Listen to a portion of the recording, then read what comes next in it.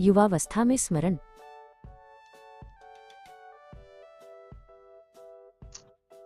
एक समय की बात है, एक छोटे से गांव में दो दोस्त रहते थे, ज्ञानेंद्र और धनंजय। दोनों युवा और ऊर्जा से भरपूर थे। ज्ञानेंद्र शांत स्वभाव का था, जो अक्सर प्रकृति की सुंदरता में और जीवन के गहरे अर्थों में खोया रहता था। वो अपने सृष्टिकर्ता को याद करने और उसकी आज्ञाओं पर चलने में विश्वास रखता था। धनंजय इसके विपरीत दुनिया की चकाचौंध और धन दौलत के पीछे भागने वाला था। उसका सपना था बड़ा घर, ढेर सारी संपत्ति और खूब सारी शोहरत।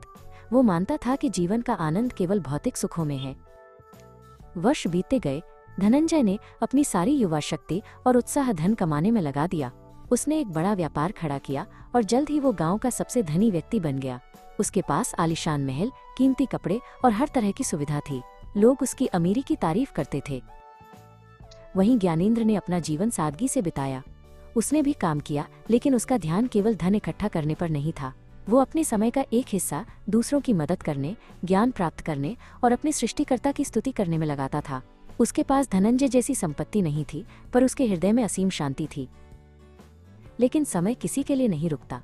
धीरे धीरे धनंजय के बुढ़ापे के दिन आने लगे। उसका शरीर कांपने लगा, उसकी आंखें धुंधली हो गईं और उसके दांत कमजोर पड़ गए। स्वादिष्ट भोजन भी उसे बेस्वाद लगने लगा, क्योंकि वो उसे चबा नहीं पाता था। उसके कान कमजोर हो गए और वो साफ सुन नहीं पाता था। उसके पैर भारी हो गए और उसे उठने बैठने में भी परेशानी होने लगी। जिन लोगों ने कभी उसकी दौलत की तारीफ की थी, वे अब उससे दूर रहने लगे, क्योंकि उसकी चमक फीकी पड़ चुकी थी। दूसरी ओर ज्ञानेंद्र भी बूढ़ा हो गया था, लेकिन उसके चेहरे पर वही शांति और संतोष था। उसके शरीर में भी बुढ़ापे के लक्षण थे, पर उसका मन शांत और आत्मा प्रसन्न थी। उसके आसपास हमेशा ऐसे लोग रहते थे जो उससे प्रेम करते थे और उसका सम्मान करते थे, क्योंकि उसने जीवन भर प्रेम और सेवा का बीज बोया था। धनंजय अपने महल में अकेला पड़ा, अपनी युवावस्था के दिनों को याद करता रहा। उसे एहसास हुआ कि उसने अपना सारा जीवन क्षणिक सुखों और नाशवान धन के पीछे भागने में बर्बाद कर दिया। उसके दिल में गहरा पछतावा था। ज्ञानेंद्र ने अपनी युवावस्था में ही अपने सृष्टिकर्ता को याद किया था। उसने जीवन की हर चुनौती को एक अवसर के रूप में देखा और ईश्वर पर अपना विश्वास बनाए रखा। अब जब जीवन की संध्या आ चुकी थी, उसे कोई भय नहीं था। उसे अनंत जीवन की आशा थी। सच ही कहा गया है, युवावस्था में ही अपने सृष्टिकर्ता को याद करो, उससे पहले कि कठिन दिन आ जाएं।